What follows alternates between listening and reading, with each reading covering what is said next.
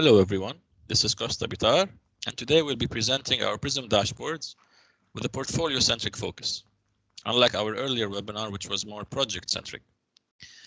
So with the increased focus on the portfolio management, organizations are in need to assess the health of their programs at an overall level, portfolio level, project level, and beyond. And that's exactly what we'll be exploring with PRISM dashboards today.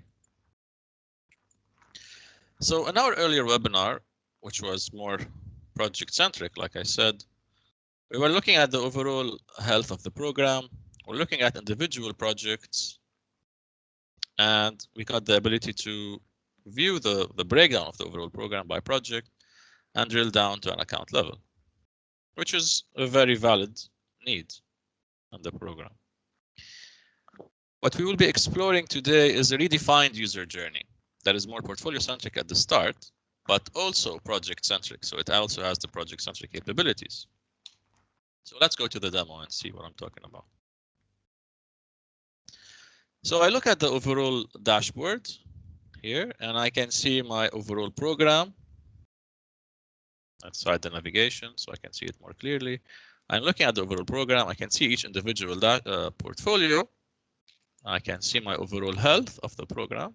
And when I drill down, this time, I'm going to see a broken down or a structured method by I can see each portfolio by itself, each project within the portfolio, and therefore the total indicators by portfolio and then by project. And so here it's easy to see the variances where I have any issues. So here I have a CPI 0.72. I can go down to the account level and see exactly what's happening. Still, the same capabilities exist. There we go. Here we have some issues with the electrical packages, right? So I can still download this data to Excel if I wanted to analyze it offline. Same old capabilities and more enhanced capabilities now. Let's continue. So I'm looking overall at the performance curves, right? I can see my overall performance curve for the entire program. I can still switch on and off what I don't want to see, like I don't want to see earned value. I just want to see planned versus actual, or if I want to turn off actual. So you can do whatever you want with these charts, and you can take them as images to your presentations. Just copy paste.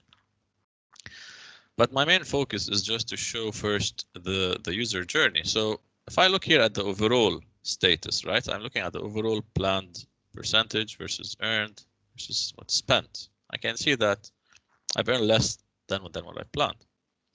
Why? Where? Which portfolios have these issues? So I just click on portfolio, and then it breaks it down for me.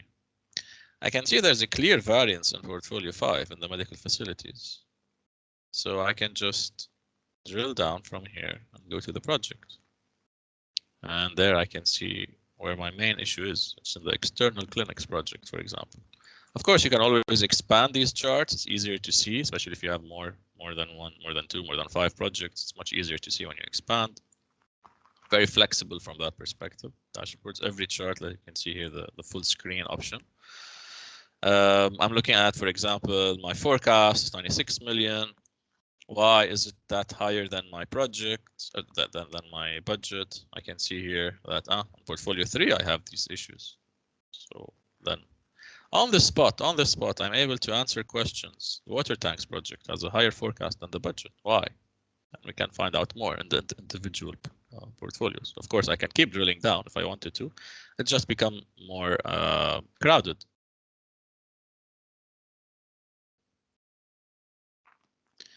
So we will be drilling down to further levels in the upcoming dashboards. So that was the overall enterprise. Now let's focus on a specific portfolio.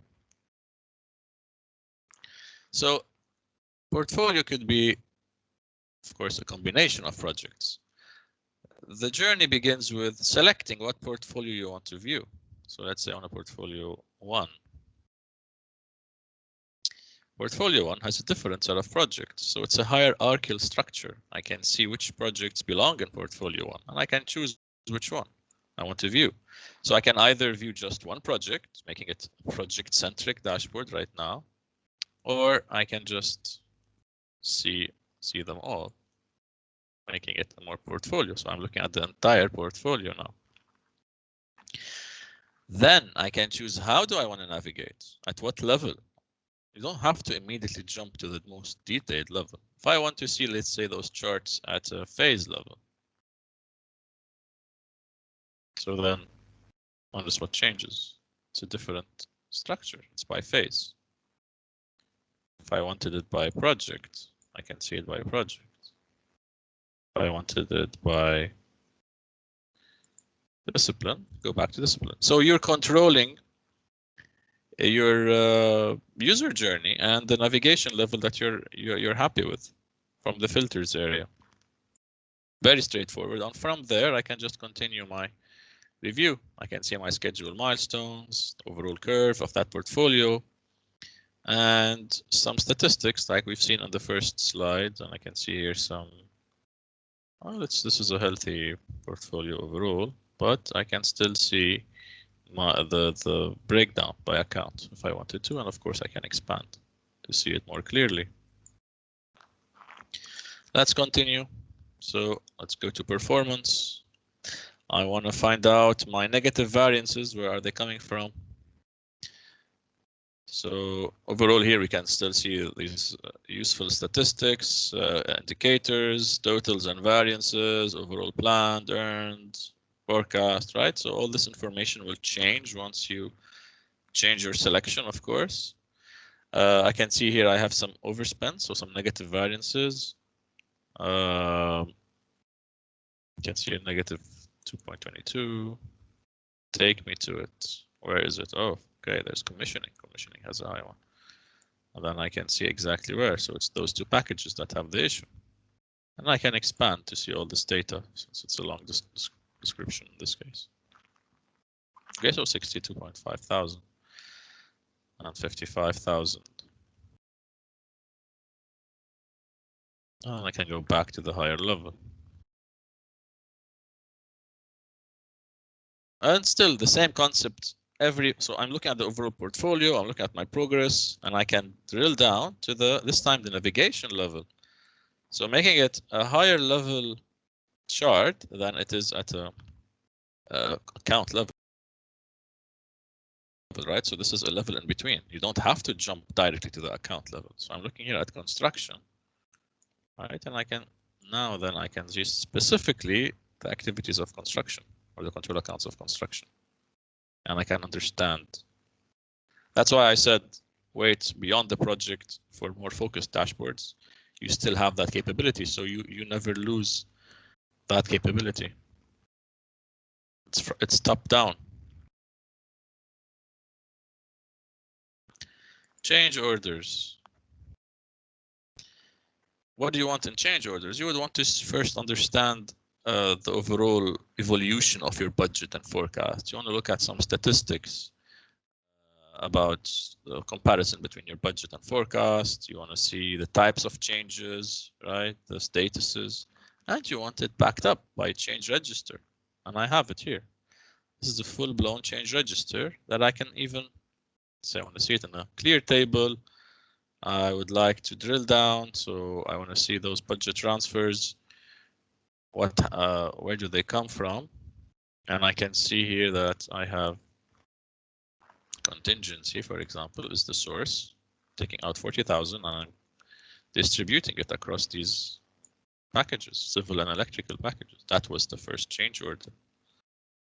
I'm able to understand my breakdown from the screen. I don't have to go to another section to print a report or anything. This is an interactive dashboard. And that's the idea, top down. This is another dashboard here to allow me to analyze trends. So how has the CPI and variances been changing over time? What am I forecasting? If I want to include forecast as an option, I can. Schedule. A lot of you may know that already. Iris PRISM is integrated with schedule applications, the major schedule applications like Oracle Primavera P6 and Microsoft Project. So that data that is coming in to the system, to PRISM G2, I can see it. I can see my activities. I can roll it up by project for that particular portfolio. And I can expand, and I can see my structured milestones by project.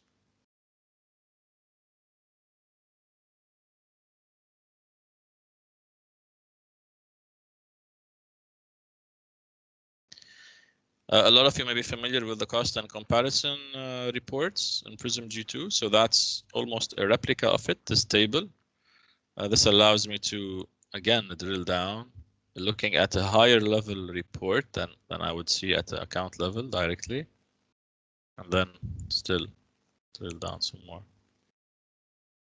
to the control accounts within construction. Let's say.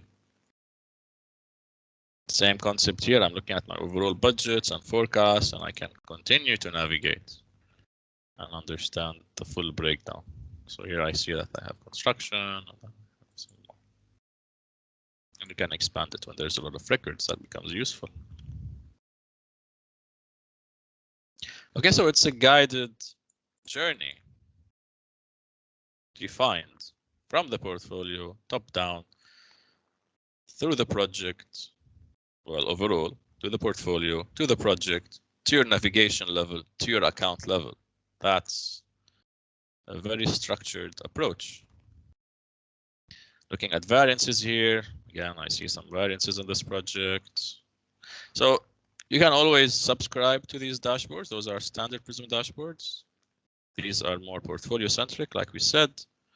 And I can see here that I have some issues with planning, for example.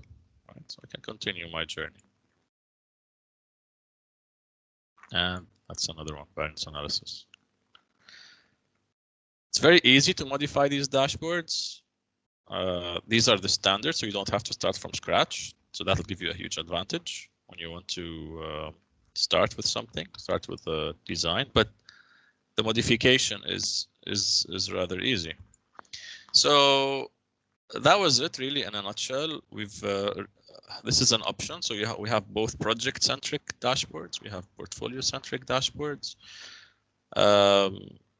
If you have any questions, any technical questions, any general information, anything that you would like to find out more about these dashboards, you see the website on the screen. Please feel free to reach out to us.